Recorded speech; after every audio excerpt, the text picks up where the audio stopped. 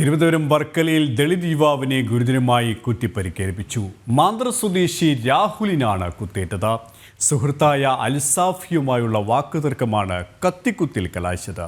പ്രതി ജാതി അധിക്ഷേപം നടത്തിയെന്നും പ്രതിക്ക് പോലീസ് സംരക്ഷണം നൽകുന്നുവെന്നും രാഹുലിന്റെ ബന്ധുക്കൾ ആരോപിച്ചു.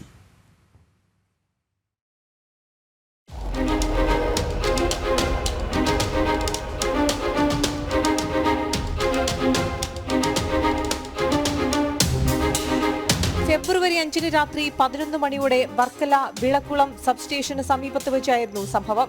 രാഹുൽ ക്ഷേത്രോത്സവം കണ്ട് മടങ്ങവെ ഇരുചക്ര വാഹനത്തിലെത്തിയ അൽസാഫി തടഞ്ഞു നിർത്തി ജാതി അധിക്ഷേപം നടത്തി.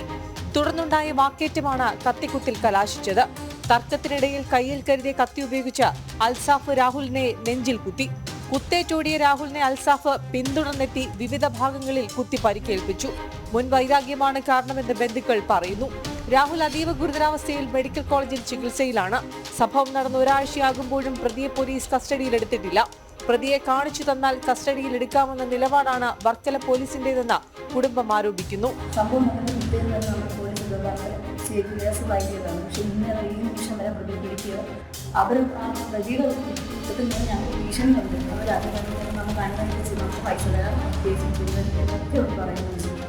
നമുക്ക് എന്ത് ചെയ്യണമെന്ന് നമുക്ക് അറിയുന്നില്ല. അതുപോലെ പ്രതിയെ കാണിച്ചു തന്നാൽ അവർ പിടിച്ചു തരുമെന്നാണ് പറയുന്നത്.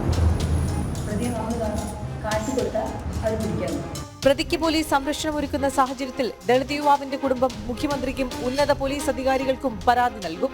ജനം, തിരുവനന്തപുരം.